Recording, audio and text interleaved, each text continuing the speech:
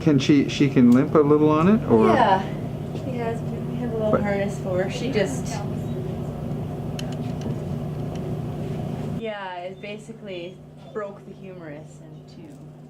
Yeah, I saw that, but is the There's piece of shrapnel. shot still in? All that bright white stuff. Yeah, I could see that in her side, but I didn't know whether it was in her leg. Ooh, hi. Oh, hi.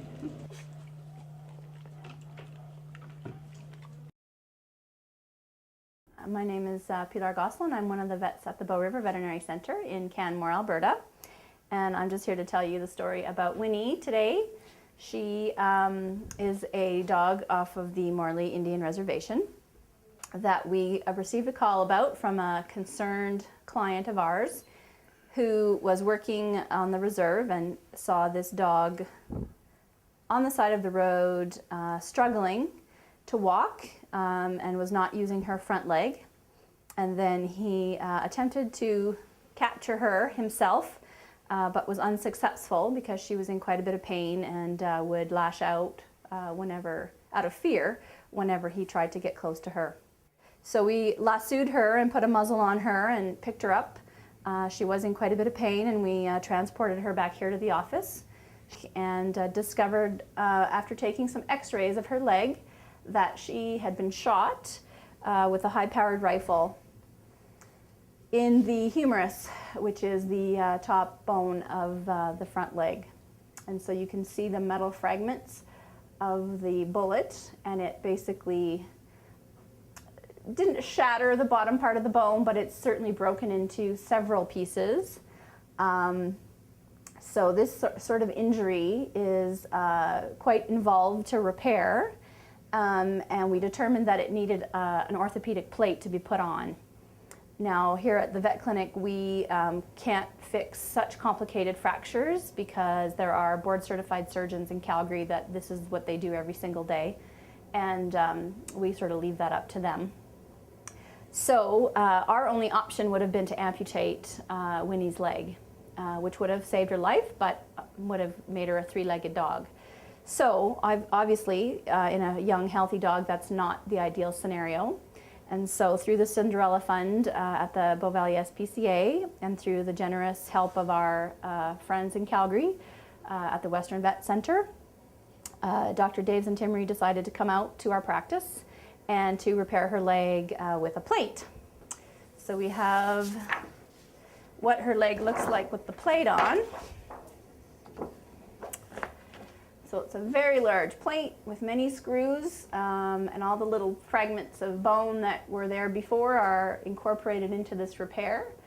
The wound was cleaned up and flushed out because, of course, when a bullet goes in, it takes in a bunch of hair and bacteria and things with it. So it's a little bit of a difficult fracture to manage. We do certainly have to keep her on long-term antibiotics, and we're waiting for some culture results to come back to see if we're treating her appropriately. So Winnie is feeling much, much better very shortly after surgery. She is already putting weight on that leg. We know that she has no nerve damage at this point, and she is going to stay on some antibiotics and stay resting in the hospital and eventually make her way to the SPCA and hopefully find a lovely, lovely home, because she's a very sweet, sweet girl.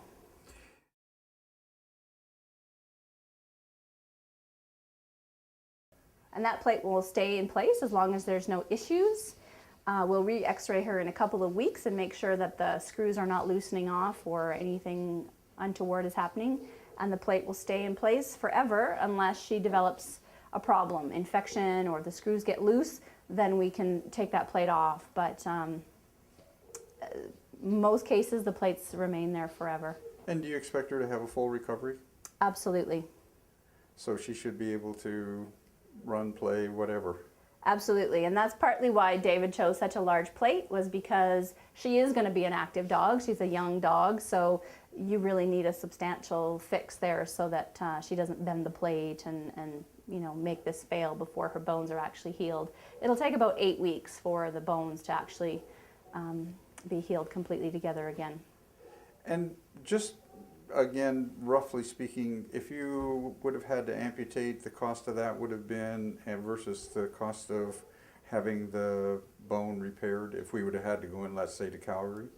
So if you're talking regular retail prices, an amputation is probably about $1,000.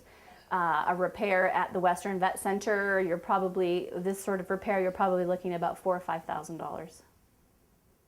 And that got reduced somewhat because you guys were generous enough to loan out your surgical suite. Of course, so we donate our, part of our expenses, obviously, to the Bow Valley SPCA, and David also was very generous.